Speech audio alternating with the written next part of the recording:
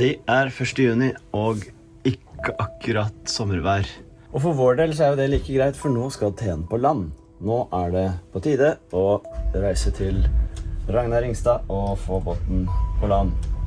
Der skal den bunnstoffes og poleres, få drevservice, motorservice og sjekk av gjennomføringer. Klokka 7. Vi drar til sjøs, ikke lange turen i dag. Nå skal vi gjøre den dama her superlekker. Det fri? Ja. Okidoki.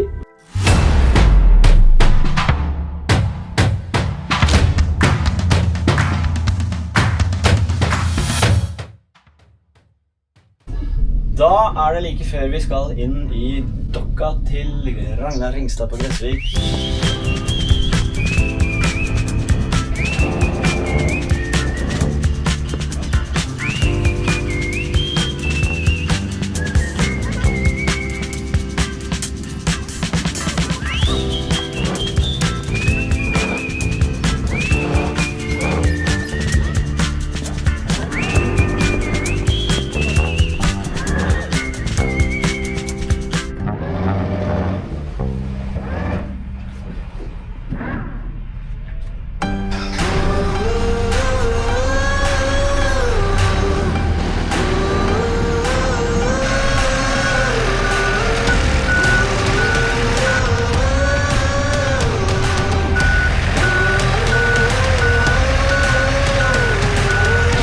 Alltid en glede. Ja, da vi i gang igjen. Vi i gang igjen.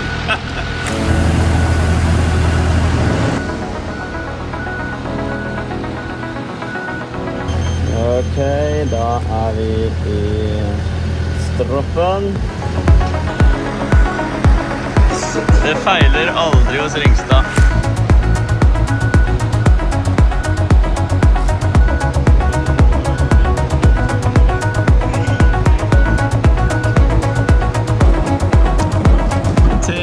Ut av vannets gård. Det ser absolutt ikke verst ut under, jo.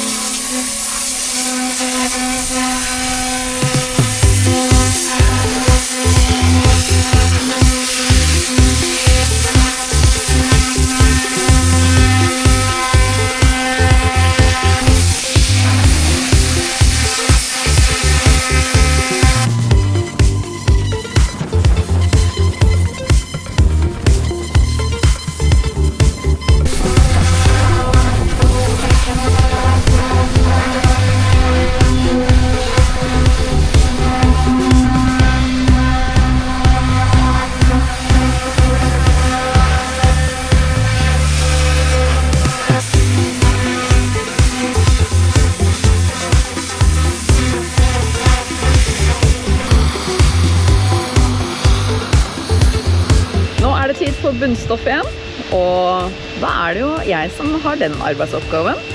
Så nå har jeg vært og kjøpt bunnstoff. Jeg har valgt sort, det gjorde jeg i fjor også, så det tror jeg blir kjempebra.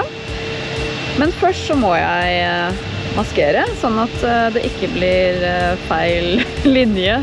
Jeg tør ikke å ta den helt på gefühlen. Så nå må jeg starte med det først. Så dagen i dag håper å klare hele bunnen på teen. Nå har jo jeg lært at man må bruke opp restene sine først, så da starter jeg med det.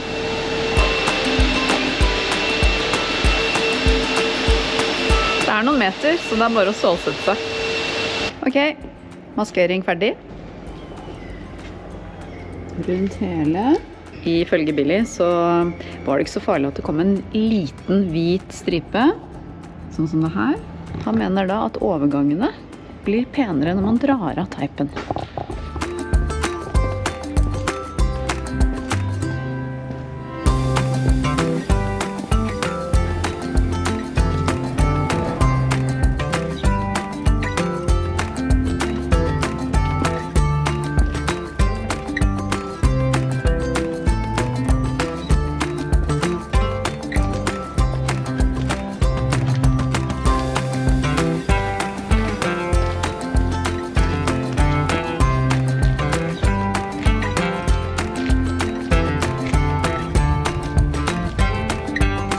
Da det bare å sette i gang med bunnstoffingen. I år så starter jeg litt annerledes. Jeg skal starte øverst ved maskeringsteipen, og så jobber jeg meg derfra og nedover og bakover. Sånn! Nå har jeg rørt opp og egentlig klar for å starte. Jeg skal bare tømme over i det plastikkfatet, og så skal jeg begynne å rulle. Da tenker alle sikkert at det lurt at jeg bruker sånn rulle i den størrelsen, men jeg får ikke helt tak på det, så jeg går for en litt mindre variant. Jeg synes det mye lettere å kontrollere den. Kanskje det for at det ikke sterk nok i armene, jeg vet ikke. Da har jeg fått tatt stripa rundt, så nå skal jeg begynne på under skroget. Jeg har jo fått tatt noe, men det stor forskjell på der jeg har vært og ikke vært. Det jo for så vidt bra da. Det jo litt kjedelig å holde på med sånne ting uten at det syns. Uten mat og drikke, Billy, da duger jo ikke heltene. Nei. Nei. Så nå må vi ta 2 minutter. Ja. Vi har fått gjort mye da. Ja. Ja. Går bra. Ja. Vi ved godt mot. Absolutt. Det var jammen meg godt med litt pause. Men nå må vi jobbe litt videre, ellers så blir vi ikke ferdige. Da det bare å fortsette. Vil du dra teipene? Vil du dra teip? Ok. The most satisfying.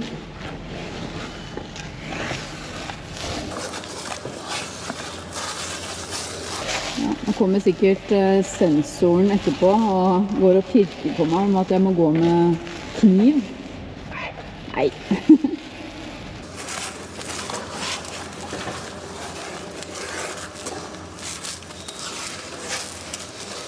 Føles bra, eller?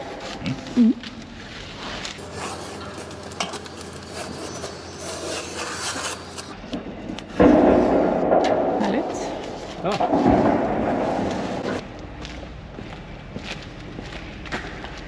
Det veldig blankt og fint da. Og så skal jeg få tatt alt det blanke med autosol. Så det enda finere. Hvilken side var best teipet? Styrbord. Hvilken side var det du teipet? Styrbord. Nei, det var babord. Ja, det var babord, ja. Ja, nei, altså... Ikke tenk på det, ja. Vi ses i morgen. Jepp, det gjør vi. Ny dag, nye muligheter. I går kjørte jeg uten hansker. I dag blir det med. Det var litt vanskelig å få alt det bunnstoffet. Det jo ikke bare jeg som på jobb her. Hva det du holder på med nå, Billy? Jeg skal ta et avstøp her på badbrygga, badplattformen. Ja, fordi jeg trenger en litt større badeplattform. Så jeg får en mall å jobbe efter. Ja. Og for framtida prosjekter Så hva er step 1, 2, 3, 4 når man skal prøve å få et avstopp? Ja, jag börjar med att vaxa 4-5 gånger, några timmars mellanrum. Och så stöper jag brasfiber på polyester på detta. Låter det sitta till här över natten då. Och så avformar och så har man mallen klar för att kunna bygga vidare sen. Så stöper jag i den här sen. Det jag stöper nu kommer att bli en form. Aha. Ok. Yes. Jeg kan ikke helt se det for meg, men jeg gleder meg til å se hvordan det blir. Ja, det blir bra. Ja. Jeg prøver å trekke tiden sånn at jeg ikke driver og bunnstoffer. Det er mye morsommere å snakke med deg. Ja, just det. Det är bra. Ja. Det är mycket bättre. Da får jeg komme i gang her også. Når det gjelder bunnstoff eller polering av båt, alt som skal gjøres før båten blir fin og skal settes på vann igjen, så tenker jeg at jeg skal komme med en liten oppfordring. Fordi veldig mange er jo sånn, nei, nå må vi bare få tatt den vårpussen og bli ferdig, sånn at vi får båten ut på vannet. Og det skjønner jeg jo. Men samtidig så kanskje man kan tenke at det å gjøre båten fin, det er jo liksom veien til. Så ikke alltid målet som er greia, men at man kan kose seg litt med det at båten blir finere og finere centimeter for centimeter når du jobber. Det var en liten oppfordring fra meg i tankesett. Good. Jeg har lært litt underveis, og bunnstoff skal smøres eller rulles på da, i veldig rolige bevegelser. Det er ikke noe sånne kjappe, men rolig jevnt, lett trykk, og så skal man ikke ha så veldig mye på rullen når man holder på. Så dette passer egentlig veldig bra for folk som meg da, som ønsker å jobbe i et litt sånn roligere tempo. Hvis du har litt maur i rumpa, så kan det hende at det å bunnstoffe egentlig bør gis som en arbeidsoppgave til de som er litt mer sånn som meg. Ta det som en meditasjon. Så, nå må jeg fortsette, for det er fortsatt noen meter igjen.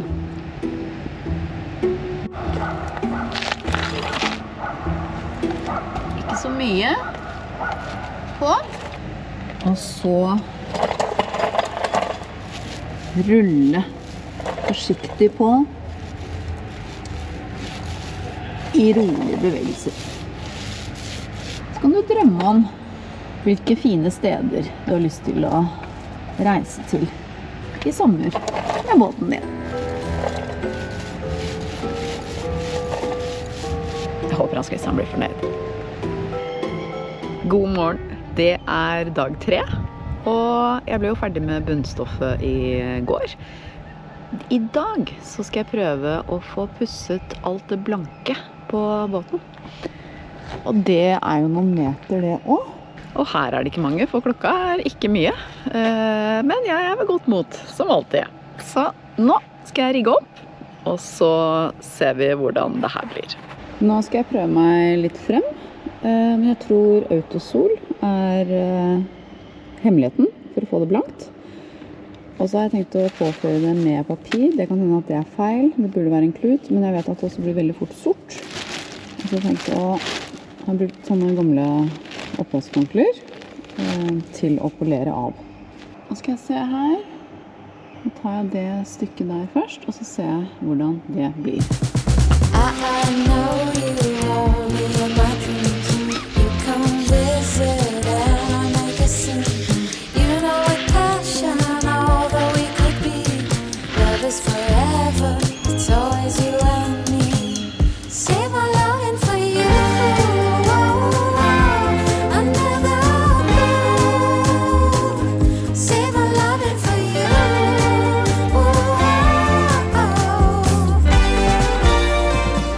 Kanskje litt blankere, men jeg trodde faktisk at det skulle bli enda penere. Jeg tror jeg må prøve en runde til, jeg.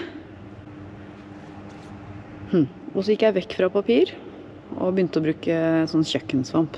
Kanskje det er det som er feil også, men jeg må teste litt. ikke sånn spesielt fornøyd med resultatet så langt.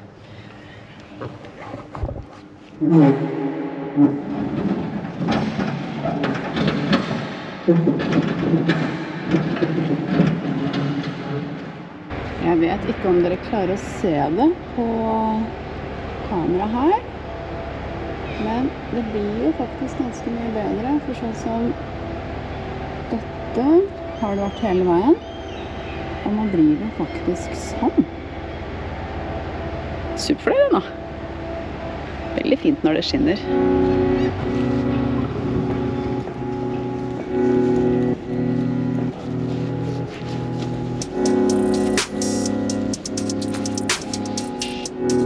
Nå har dagen kommet, det er tid for sjøsetting.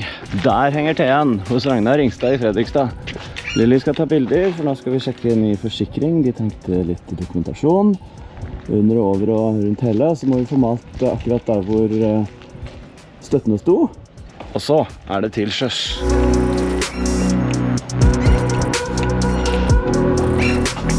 Så må vi male her.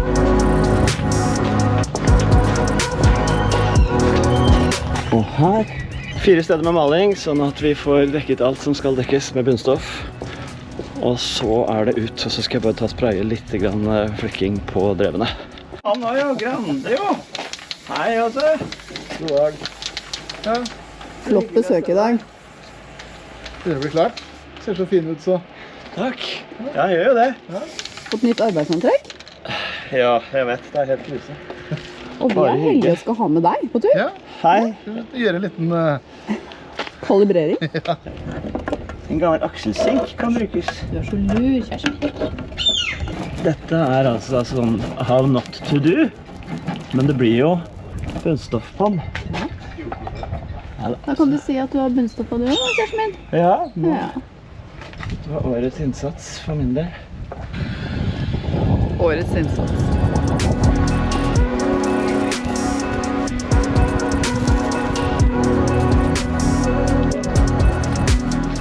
Han skal ikke starte nå, før Martin han...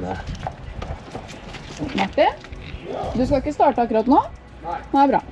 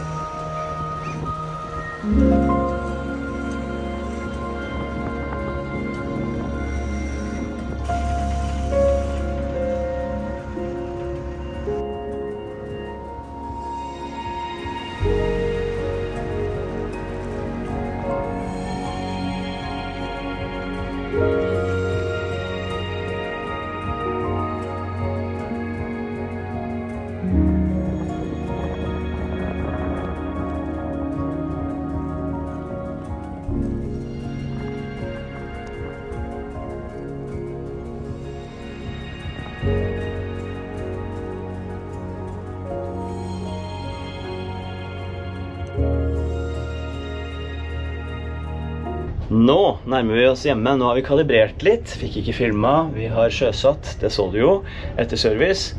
Og nå er Lilly klar på dekk. Og vi har kommet til Stenverket og skal legge til. For oss vi stiller rolig, men du vet, her har vi bakevje og litt av hvert, så strømmen går en vei der ute og en annen vei når vi kommer inn. Men vi skal gjøre vårt beste. Thruster på, og så synk av begge motorer i kontroll. Så er det sånn det blir.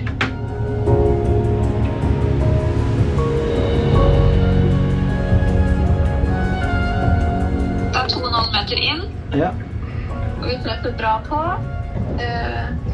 Bøven går inn før rumpa nå.